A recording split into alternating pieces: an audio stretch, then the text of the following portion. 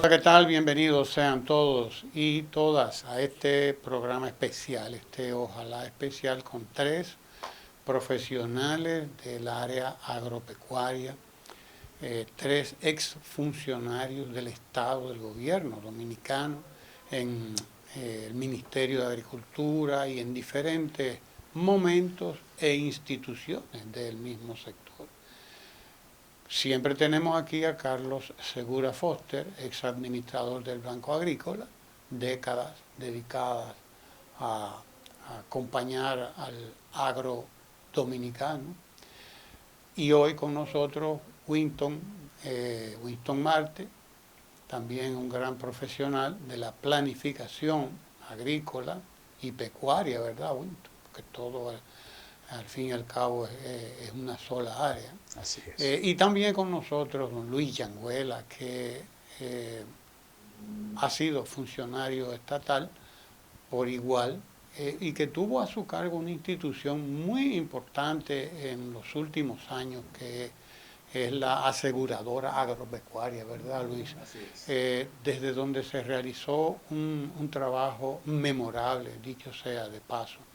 De todo ello vamos a hablar ahora aquí, pero a mí me interesa en particular que revisemos cuál es la situación del país, pero a partir del discurso del presidente de la República, don Luis Abinader, que nos dejó unas ideas ahí de que todo está de maravilla y de que tenemos suficiencia alimentaria y todo aquello, pero bueno, visto por ustedes, sabemos cómo es que deben ser las cosas. Usted habla todos los días aquí, así que hoy yo voy a comenzar con Winston Marte, ¿verdad, Winston? Un placer El estar placer es aquí con nuestro. ustedes, compartiendo noticias de interés y análisis del sector agropecuario dominicano, que es fundamental para el desarrollo del país. Bien, tratando de responder a su pregunta, evidentemente, y tal como usted dice en el discurso del presidente de la República, y que es repetido por sus ministros y funcionarios, se presenta un país de las maravillas, en sentido general y especialmente para el sector agropecuario dominicano. Y la realidad no es esa. La realidad no es esa, lo podemos analizar sector por sector, rubro por rubro.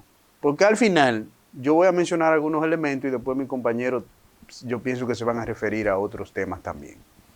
La realidad es que la agropecuaria crecía en torno al 5.3, 5.2% promedio por año en el pasado, hasta el 2019.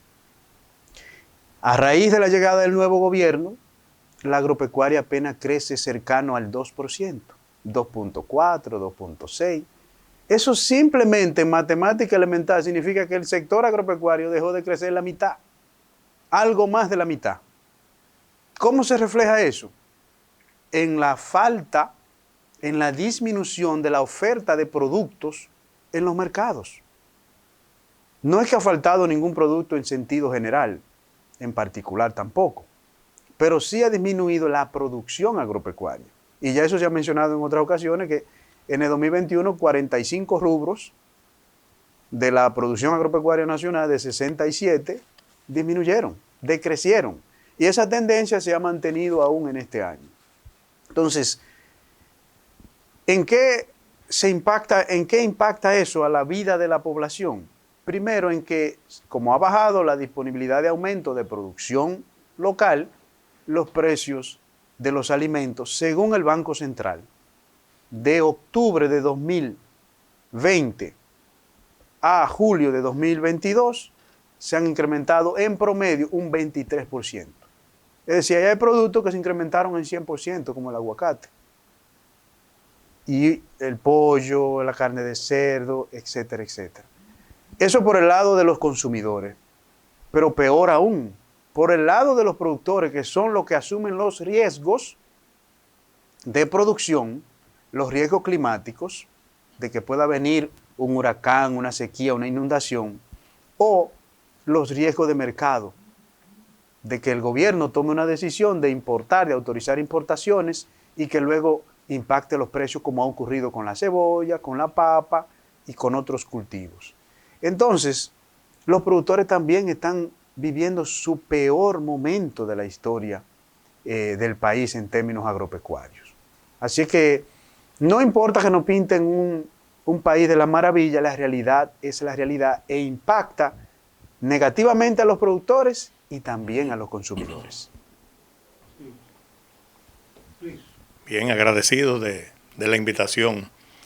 Y realmente, como dice Winston, fue un discurso, ¿verdad?, que en vez de llevar esperanza, de llevar aliento al sector agropecuario, bueno, porque lo que ha traído preocupación, porque si bien es cierto que se han tomado algunas medidas que van en beneficio, en un tema de la pandemia que hubo, que se hizo un subsidio directo al fertilizante, en el caso del arroz, que es el cultivo principal, aunque los plataneros dicen que a veces los plátanos están por encima, y es cierto, entre el plátano y el arroz siempre hay una discusión año tras año a ver cuál es el que más aporta al PIB del sector agropecuario.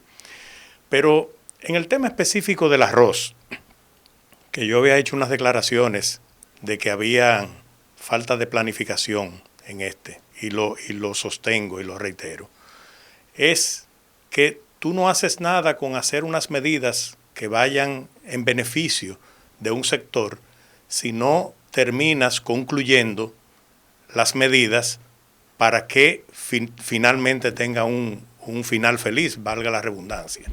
Entonces, una de las medidas fueron, ¿verdad?, extender la pignoración.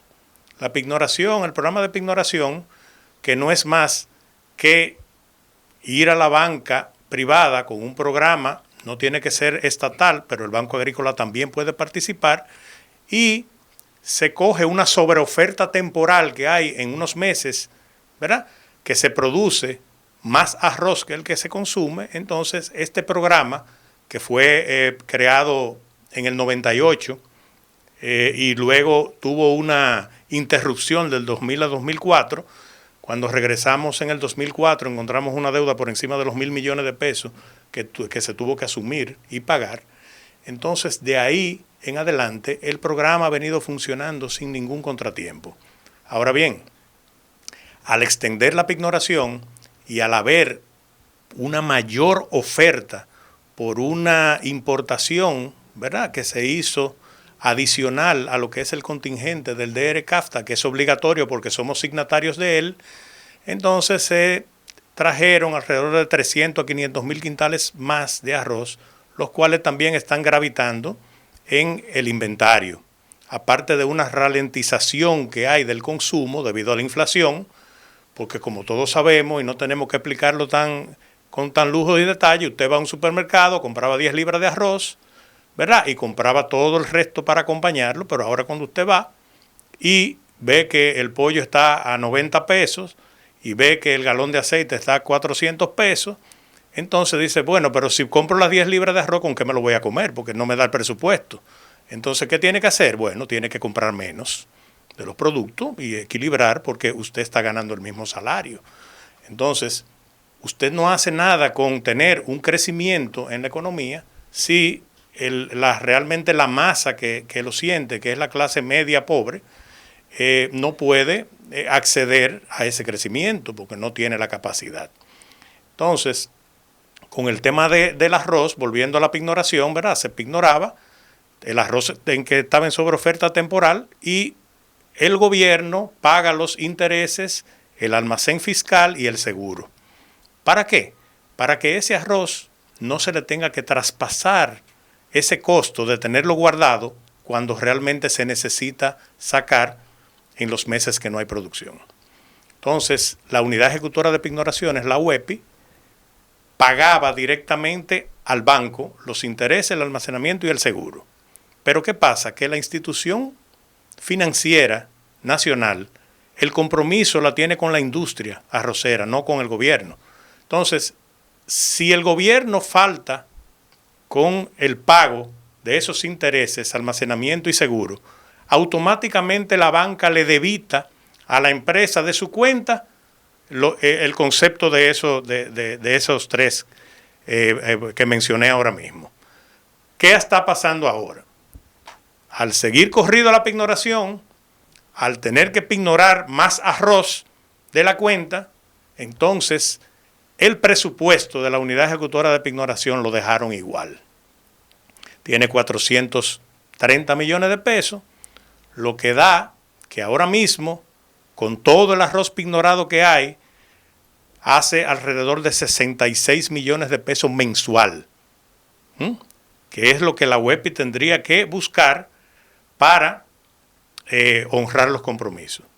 Pero ¿qué pasa? Que el presupuesto nada más le da para 31 millones de pesos mensual. Entonces, ¿qué está pasando? Que tienen que esperar que le depositen 2 meses y medio para poder pagar uno. Entonces ahí ha venido un retraso. Y eso es lo que parece que cuando yo dije que había falta de planificación, y lo reitero, me refería en particular a esa parte. Al haber un exceso de inventario, ¿verdad?, las factorías, la industria, también tienen la mayoría de los almacenes y los silos llenos de arroz. La cosecha que ahora mismo recién finaliza, que es la de primavera, ¿verdad?, como no se planificó tampoco cómo se iba a sembrar, ahora mismo los productores están de nuevo sembrando, haciendo retoño y haciendo bitoño en algunas partes. ¿Qué pasa? Que el problema lo tenemos, pero faltan alrededor de 4.5 millones de quintales por entrar de la cosecha de invierno.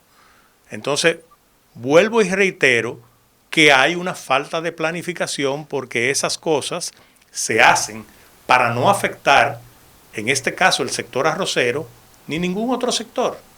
Porque, como decía en mis declaraciones, cuando usted quiebra o le va mal a uno de esos sectores en un año, necesita 3 años para recuperarse. Y eso era lo que nosotros, cuando estábamos en el gobierno, planificábamos bien. Porque déjeme decirle que hubieron momentos en que entramos a la cosecha con menos de 1 millón de quintales, que es un mes de consumo. Y lo que hacíamos era que nos reuníamos, un sector maduro como es el arrocero, y le decíamos: no queremos importar, vamos a comprometernos todos a que con este inventario que tenemos no vamos a armar un desorden. Entonces, eso se llama planificar. Correcto. Se sienta con el sector y se compromete y le da, ¿verdad?, esa ventaja de decir: te voy a dar eso para que no haya problemas. Y pasamos muchísimos años así, sin problemas. Porque también el presidente está diciendo que por primera vez hay una autosuficiencia arrocera. Y eso no es cierto. Nosotros tenemos 5 años, lo que no hay es un consumo igual que como estaba hace 5 años. Porque hace 5 años no estábamos consumiendo 1.1 millón de quintales mensuales. Se consumía menos.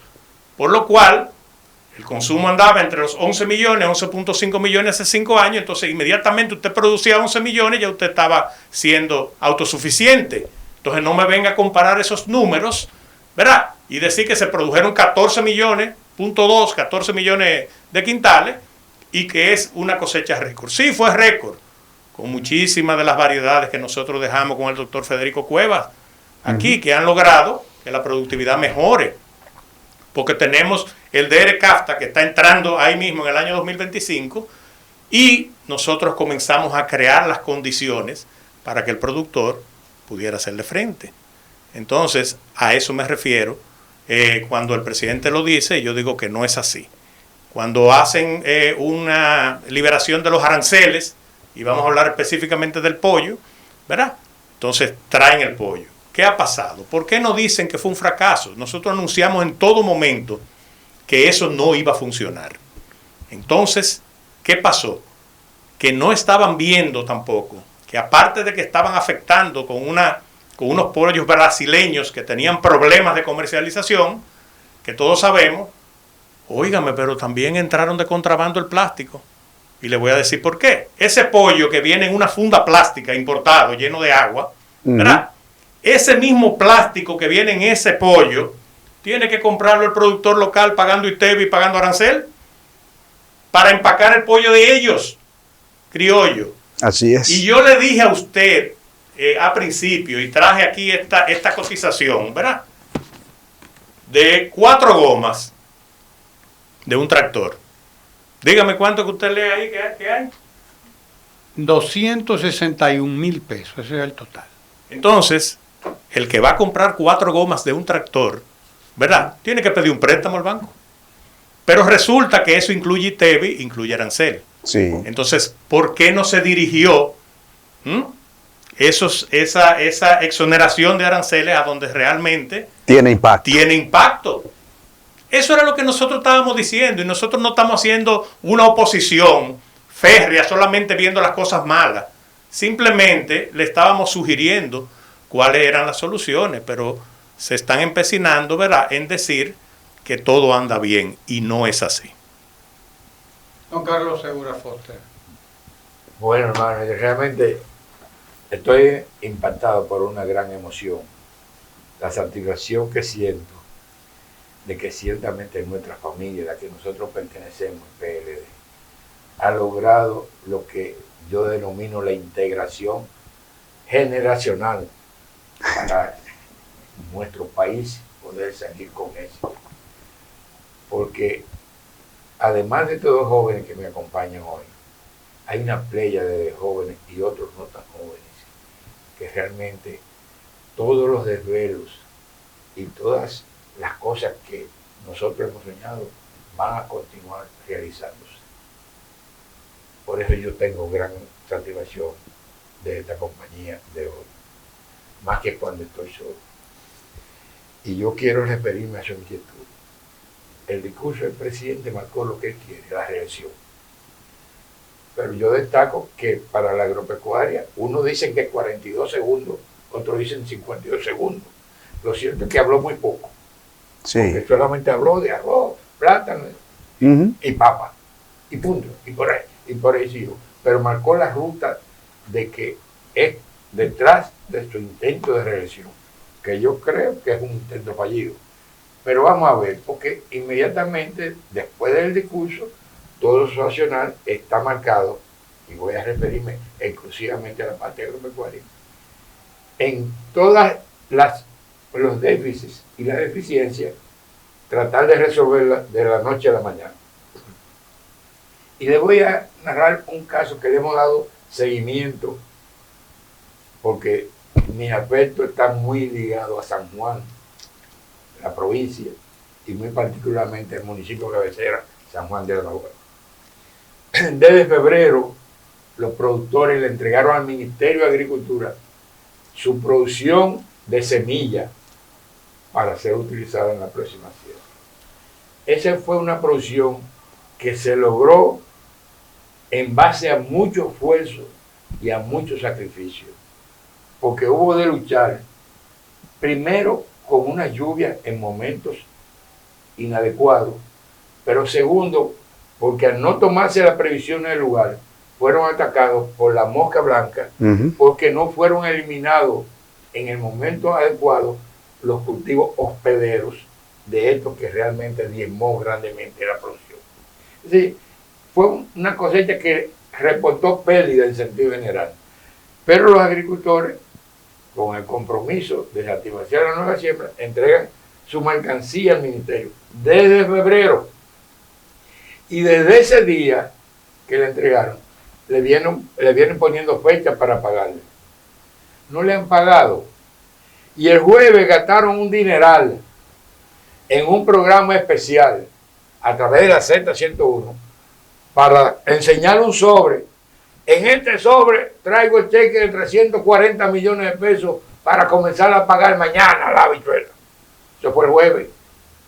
Parece que el sobre estaba vacío. El viernes no se pagó y le dijeron que el lunes. Antes de ayer lunes le dijeron que no se podía iniciar los pagos porque estaban esperando una confirmación. Ayer martes no le pagaron tampoco porque falta la relación de los deudores. Y hoy miércoles, hasta este momento, no se ha iniciado el pago. Ese es el estilo de este gobierno. Buche y pluma, no más. Mucho bulto, allante y movimiento.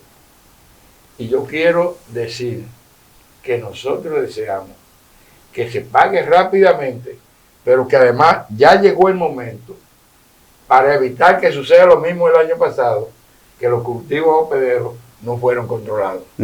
Porque si no se comienza a controlar desde ahora, no vale la pena invertir los cuartos que hay que invertir en el mes de noviembre en nueva siembra. Dicho esto, quiero, ojalá, lograr que los paguen. Pero ¿cuál es la última información que tengo? Que los pagos no se han realizado porque ciertamente no se llevó el cheque, sino que se había decidido que el honorable señor presidente de la República vaya a entregar los cheques individualmente. Y eso se va a hacer a través de cheques emitidos por el Ministerio de Hacienda, Finanzas, lo que desmiente totalmente que no había tal cheque entregado mentirosamente la semana pasada. Otro caso que quiero referirme, porque a mí me duele grandemente la agropecuaria, es que en el Cibao Central y en el Nordeste y parte del Noroeste, las aguas ya han comenzado a hacer grandes daños. Y hay un dicho que dice que las aguas pagan su daño, pero realmente en un sector tan golpeado, nosotros no queremos que sigan siendo golpeados, porque hasta los que produjeron buena cosecha de arroz ven mermada la calidad de su cosecha, lo que produce que van a tener que vender a precios inferiores. Pero la parte de Constanza también sufre grandes amenazas, porque todavía en Constanza se produce mucho en ambiente abierto o a cielo abierto. Entonces, el otro caso que quiero reflexionar, porque le vengo dando seguimiento, es el citado por Luis con relación a las importaciones. Han saturado el mercado. Ahora mismo la oferta está muy por encima de la demanda. Y lo grave es que hasta los programas sociales del gobierno se están cumpliendo con pollo importado de Brasil, cosa que es un contrasentido y que contraviene la disposición de un decreto que data del 2018, que todos los planes sociales del gobierno deben ser de producción nacional. Pero en esos combos que está vendiendo Inés, pero lo que está es pollo brasileño de cuestionable calidad. Entonces nosotros decimos que cómo es posible que se haya implementado esa importación desmedida cuando nosotros elaboramos una programación de elevar la producción local. ¿Qué ha generado el aumento de la producción local con el aumento de las importaciones? Que hoy en día productores de pollo están vendiendo por debajo del costo de producción.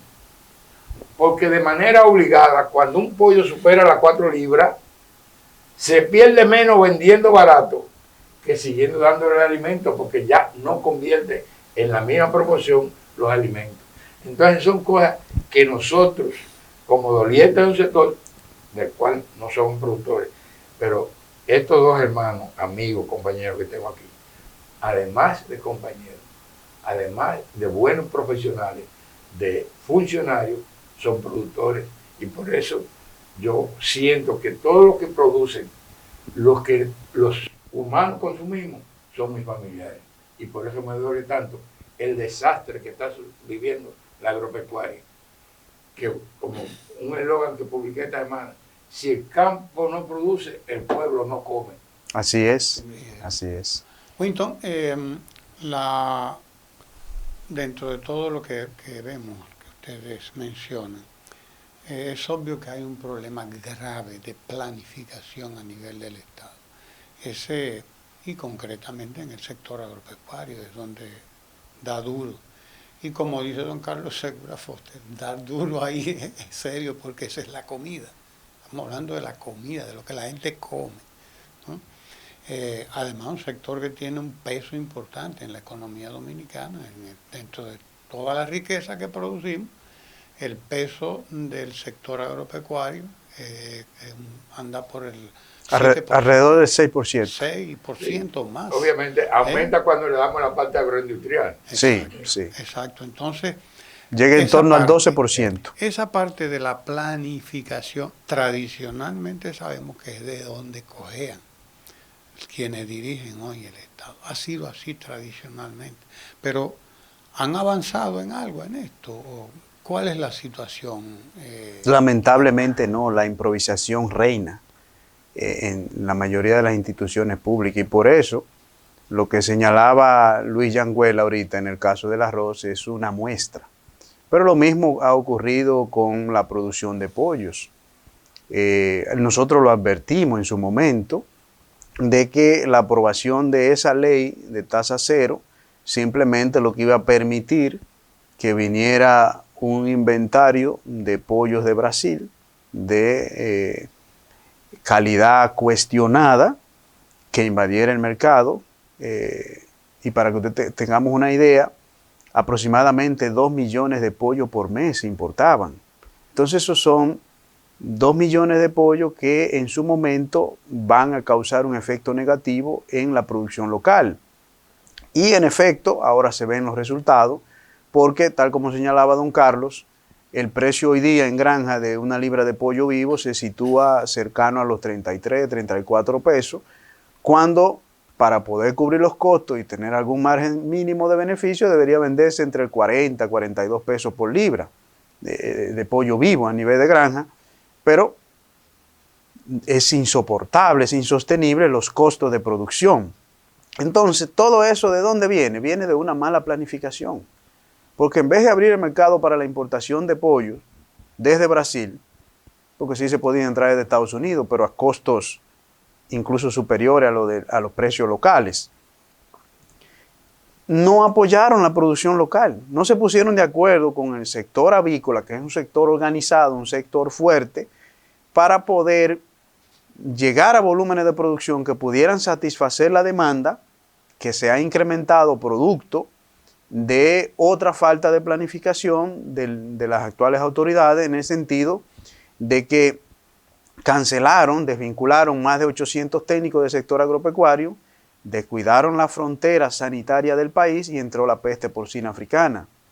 Se han incrementado grandemente los precios de la carne de cerdo en más de un 50%, y eso ha hecho que los dominicanos de los quintiles 1, 2 y 3, es decir, los más carenciados, tengan que acudir a una fuente de proteína que esté a un precio más cercano a su disponibilidad de ingreso. Entonces, por eso se ha incrementado el consumo de la carne de pollo, y el gobierno no tuvo la capacidad de prever eso, de planificar eso para poder mitigarlo de manera efectiva. Y así pasa con muchos otros sectores. Lo que está pasando con el sector productor de leche, con el sector ganadero, no puede ser más grave. No puede ser más grave. Aquí hay al menos 3 grandes cooperativas agropecuarias fortalecidas, capitalizadas, tecnificadas en periodos de gobierno anteriores, que hoy día están, dice un amigo mío, productor ganadero y del sector de las cooperativas, están entubadas, como entubaban las personas cuando tenían el COVID. ¿Por qué? Porque el INAVIE le debe factura desde diciembre y estamos a más de mediados de agosto. Le deben más de 900 millones de pesos a 3 cooperativas. Entonces los productores no están recibiendo los pagos para cubrir los altos costos de producción. No es para ganar, no es para ganar, para cubrir los altos costos de producción. Entonces, ayer los ganaderos de Santiago Rodríguez, una provincia que floreció en la producción de leche y se convirtió en la provincia número 1 productora de leche del país, y que tiene una cooperativa que se retomó y que estaba funcionando y que producía de manera eficiente, ayer informaron que se han muerto miles de reses por falta de apoyo de las autoridades en términos de apoyarle con los problemas de sequía, y obviamente porque los propios ganaderos han ido disminuyendo sus ingresos y entonces no tienen cómo buscar alternativas para poder mitigar esos problemas. O sea que si vemos el caso del arroz, hay problemas. Si vemos el caso de los pollos, hay problemas. Si vemos el caso de la ganadería de leche, hay problemas. Los mismos productores de papa, de Constanza. La producción de papa nosotros somos autosuficientes en la producción de papa hace más de 5 años, más de 6, 7 años, no es ahora. Ahora lo que ellos han recibido es grandes importaciones de papa, que llegaron a deprimir los precios a unos niveles insostenibles para los productores. Y actualmente el gobierno ha tenido que recibirle algunos volúmenes de papa y que esperemos en Dios le pague a tiempo para que tampoco lo termines de quebrar. O sea que la falta de planificación en el sector agropecuario se está reflejando en consecuencias negativas, primero para los productores, que son los que asumen los riesgos, y segundo para los consumidores, que han visto incrementar los precios, en muchos casos más que duplicarse, del plátano, del arroz. El arroz es el que menos ha subido, apenas un 13%, 13-14%, pero en el caso de la carne de cerdo se ha prácticamente duplicado.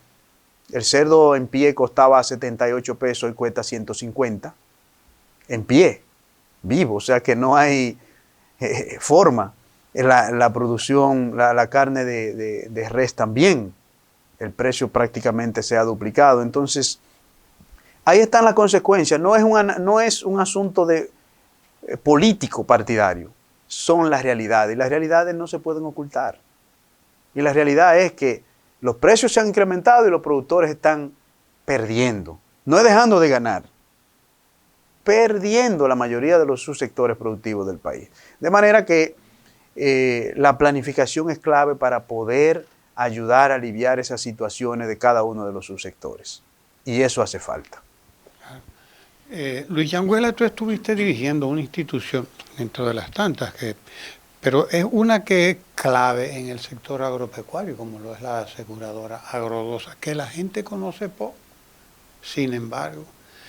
Y nosotros queremos brevemente que tú nos expliques el papel de Agrodosa, de esa aseguradora agropecuaria en la planificación, en el sector agrícola, y cuál es la situación, ¿no? La importancia además de esa institución. Bueno, sí, estuvimos dirigiendo Agrodosa, ¿verdad? Del 2016 al 2020. Eso era uno de los ejes fundamentales que tenía el presidente Danilo Medina, puesto que aunque fue creada con la ley 15709, ¿verdad? Correcto. No fue hasta el 2013 que se puso en funcionamiento por disposición del presidente Danilo Medina, en el cual la Dirección General de Riesgos Agropecuarios, el DIGERA, que era la rectora que iba a manejar la parte del aporte estatal. A mí no me gusta mucho decir subsidio, nunca me ha gustado porque el subsidio se ve como ineficiencia. El sector agropecuario, no crea que ningún país es tan rico que no le dé subsidio a su sector agropecuario, porque es un sector altamente riesgoso y es un sector que los presidentes que entiendan que tener el sector agropecuario floreciente significa la paz en cualquier país. Entonces, el presidente Danilo Medina le pone los fondos al DIGERA en el presupuesto y comienza a operar ya la parte del aporte estatal, que era el 50% en algunos casos, iba desde el 30% hasta el 50% de la póliza que se emitía. Ejemplo, si usted contrataba el seguro por una parcela de arroz y le hacía 1,000 pesos la prima, usted pagaba 500 pesos y el Estado se comprometía a pagar los otros 500. ¿Verdad? Entonces, así funcionaba el seguro agropecuario. Cuando llegamos a Agrodosa, ¿verdad? Habían un actor principal que eran los reaseguradores. Se logró que los reaseguradores tuvieran la suficiente confianza para entrar de lleno a lo que es el reaseguro en Agrodosa. Teníamos las 3 principales reaseguradores mundiales en ese momento, la Munich Re, la Swiss Re y la Partner Re. Entonces, se hizo una simbiosis con el Banco Agrícola. En ese momento estaba don Carlos ya en el banco, en el cual todos los préstamos que el Banco Agrícola emitía, ¿verdad?, lo condicionaba. Los préstamos que no tuvieran garantía hipotecaria, los que tenían garantía hipotecaria se le daba la opción a la persona. Los que no tenían, el banco condicionaba ese préstamo al seguro. Y eso comenzó a hacer una campaña de concientización, porque en ese momento el productor agropecuario que pagaba una vez el seguro y no le pasaba nada, pagaba otra vez el seguro y no le pasaba nada, a la tercera vez decía que ya estaba gastando cuarto porque no pasaba nada. Entonces teníamos que estarle diciendo, bueno, pero ¿usted tiene un seguro médico? Sí. ¿Usted lo paga todos los años? Sí. ¿Usted quiere usarlo? No, porque no, si usted lo usa porque está enfermo. Entonces yo prefiero pagarlo y no usarlo. Entonces vinimos con una constante concientización al productor y logramos llevar las aseguradoras a unos números que eran bastante rentables para el reaseguro, que era básicamente el que ponía las reglas del juego. Fíjese, si usted me pregunta ahora, yo ni siquiera he oído mencionar a Agrodosa en ningún sitio. Me da pena porque fue algo preponderante, porque si usted tiene un seguro, usted puede ir a una institución bancaria privada, porque antes se entendía que el seguro Agrodosa era del Banco Agrícola porque era el mayor cliente. Pero también convencimos a la parte privada de que también debía asegurar, porque no había limitación, no era un seguro, ¿verdad?, en ese momento que estaba destinado a pequeñas parcelas. Se podían asegurar cualquier extensión de terrenos, se podían asegurar cualquier productor, no tenía que ser dueño de la parcela, simplemente estarla produciendo y automáticamente podía acceder al seguro. Ahora, los estados financieros lo publicaron hace creo que como un mes, más o menos, porque no habían publicado estados financieros. Ya Winton y yo habíamos visto y estábamos viendo algunos puntos, pero realmente no he sentido más Agrodosa. Y en el momento nuestro, yo digo que cuando yo entré, yo creo que me tocaron los peores momentos de ahí, porque heredamos una sequía del 2015, ¿verdad? Heredamos esa sequía del 2015, pero entonces después vino Irma y María, y luego después no pararon más las inundaciones. Y déjeme decirle que en ese periodo 2016-2020 se pagaron 2.230 millones de pesos en indemnizaciones a productores. Lo que quiere decir es que el Banco Agrícola garantizaba, ¿verdad?, su cartera de retorno y la morosidad bajaba, por ende, porque independientemente usted no quiera que pase algo, pero pasaba, Agrodosa se encargaba de cubrir la parte que le correspondía. Entonces, eso está incluido en la planificación, porque vuelvo y les repito, no sé por qué le molesta tanto la planificación. Cuando Winton decía del nivel de proteína que nosotros ingerimos, óyeme, pollo y cerdo, pero miren lo que pasa con el cerdo. Por falta de planificación, dejan entrar la fiebre porcina africana. ¿Por qué? Porque había un cordón sanitario en la frontera, 10 kilómetros en la frontera, toda la frontera, cubierta de técnicos especializados en ello. Lo primero que hacen es que cancelan los técnicos. Entonces dejan la frontera, ¿verdad?, al libre albedrío. Lo que está pasando también con los vegetales orientales, que estamos teniendo a cada momento un aviso de problemas de pesticidas, de problemas de uso inadecuado y de problemas de plaga cuarentenaria que no deberían de estar.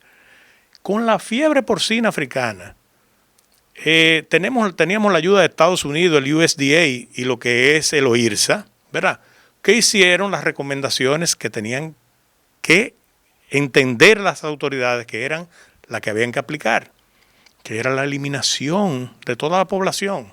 Entonces lo primero que hacen es que dicen que cuando se están muriendo los cerdos era una gripe. El Montecristi está ahí, las declaraciones, yo las tengo guardadas, que era una gripe, que eso no era nada que una gripe. Entonces luego viene y estalla la bomba en las manos y entonces comienzan a eliminar los cerdos aleatoriamente y antojadizamente, ¿verdad? Comienzan a eliminar poblaciones que quizás en ese momento ni siquiera era necesaria, no controlaron el foco. Entonces, ahora mismo, al no tener control y no querer asumir eso, pues de un momento a otro no declaran endémica la enfermedad. Y si la declaran endémica la enfermedad, significa que no vamos a poder exportar a ningún sitio del mundo, porque ya la tenemos como una enfermedad que existe aquí y que la tenemos aquí, que tenemos que convivir con ello, cuando ese no era el protocolo que había que aplicar. Que me digan si eso no es planificación también. Entonces, realmente lo que estamos sugiriendo, porque estamos diciéndole los problemas y estamos dándole las soluciones.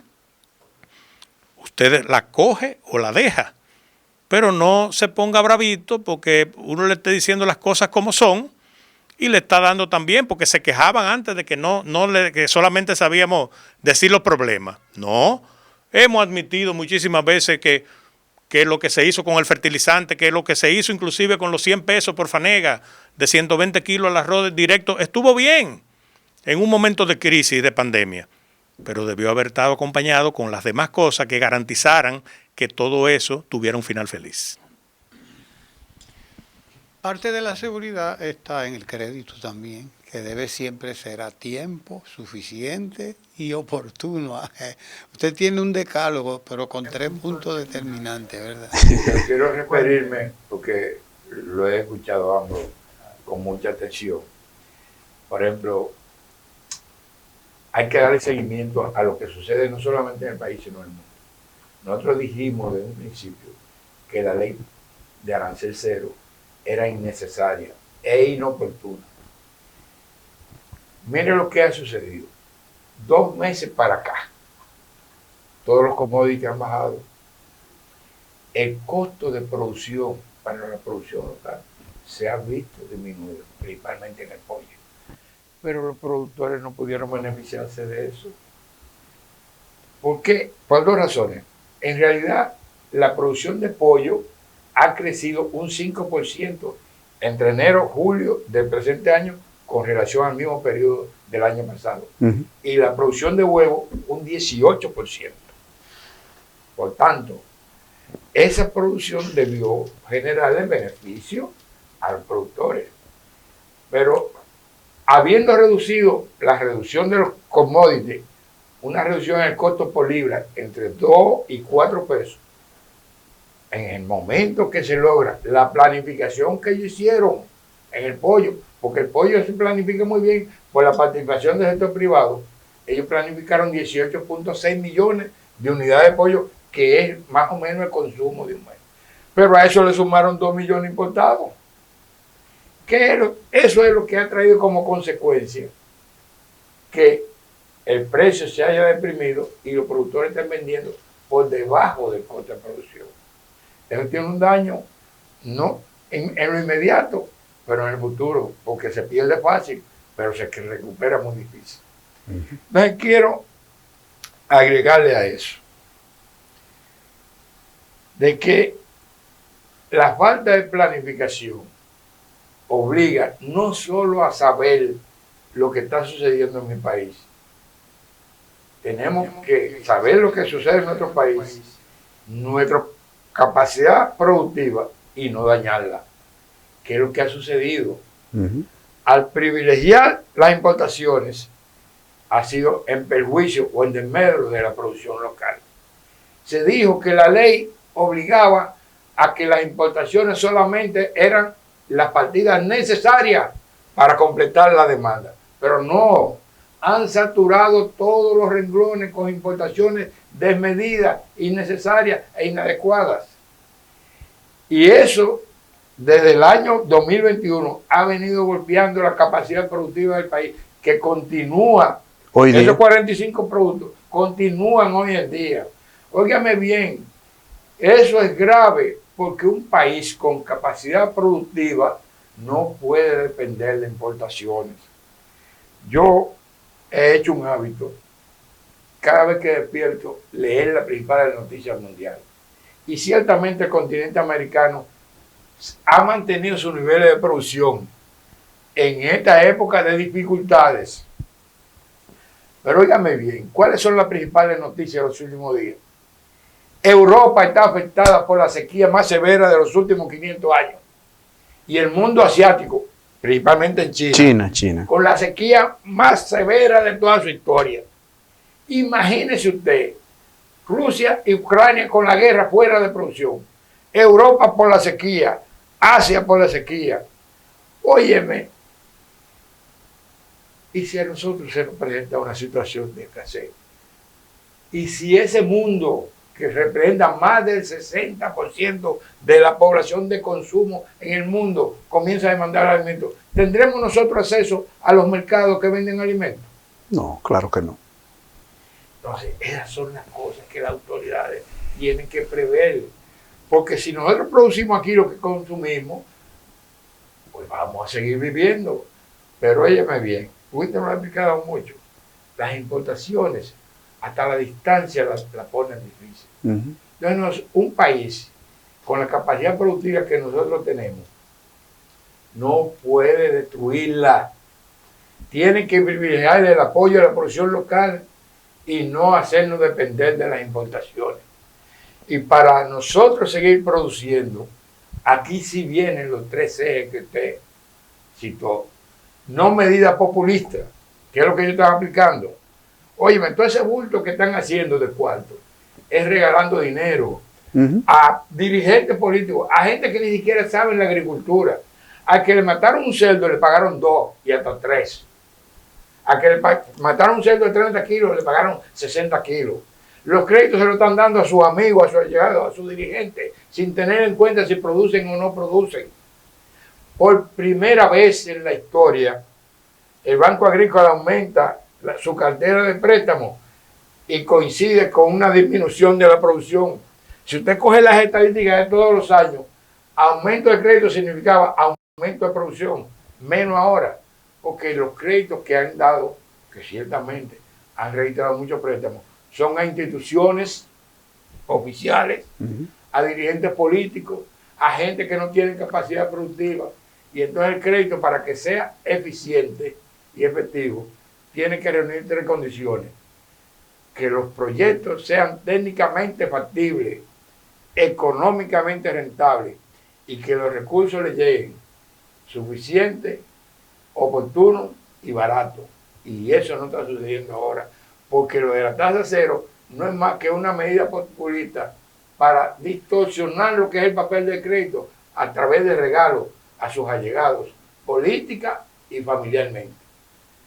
Entonces, este país, todos esos bultos que hacen allá antimovimiento, de que están prestando mucho, no le está llegando a los sectores productivos que hoy, repetimos, están viviendo los momentos más difíciles. Y yo tengo las estadísticas aquí y las podría mostrar.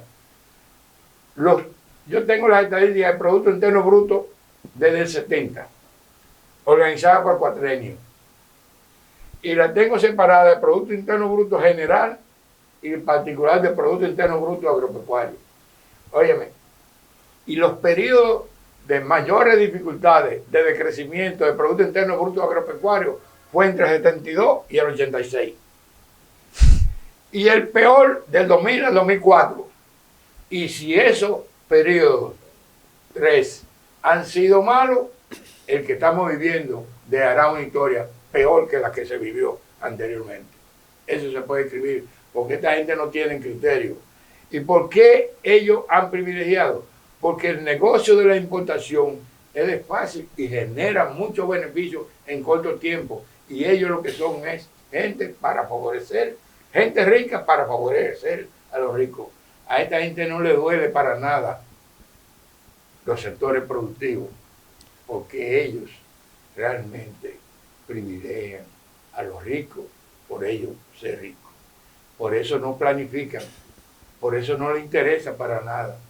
Entonces, todo lo que se ha dicho de deficiencia de ellos, el tiempo lo va a demostrar. Hoy en día, hasta abril, no importa que escondan las estadísticas, hasta julio el arroz está decreciendo 9%. Así es. Hasta el 31 de julio, el arroz, que es el principal alimento. Y está decreciendo la leche más de 30 millones de litros. Mucho más. en adición a lo que decreció el año pasado. Y sigue decreciendo yuca, batata, habichuela, todos los frijoles. Guandul. Yo se los publiqué ahora. Sí, sí. Las leguminosas. No solamente las habichuelas han decrecido, todas las leguminosas han decrecido. Entonces, están golpeando hasta los sectores que se han mantenido produciendo, como dije, el pollo y el huevo. Pero eso tiene una capacidad de resistencia. Este país, lo que está viviendo ahora, va a necesitar mucho tiempo para recuperar su nivel productivo que tenían. Porque ellos no entendieron que ellos encontraron un país hecho y derecho. Y los sectores que siguieron derecho, como el turismo, zona franca, y si quiere la monetaria fiscal, han mantenido niveles adecuados de funcionamiento del país.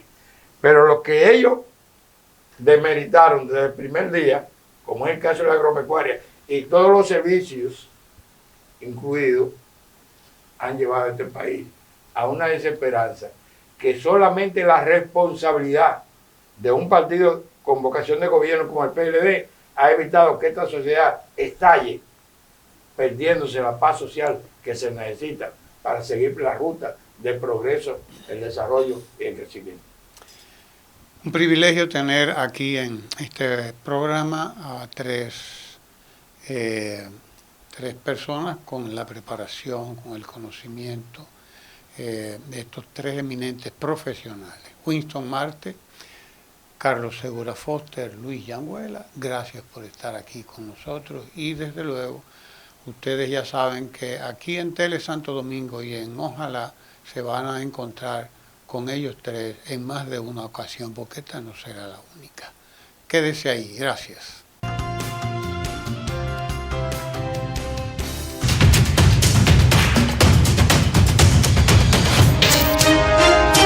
Tele Santo Domingo es análisis de la noticia.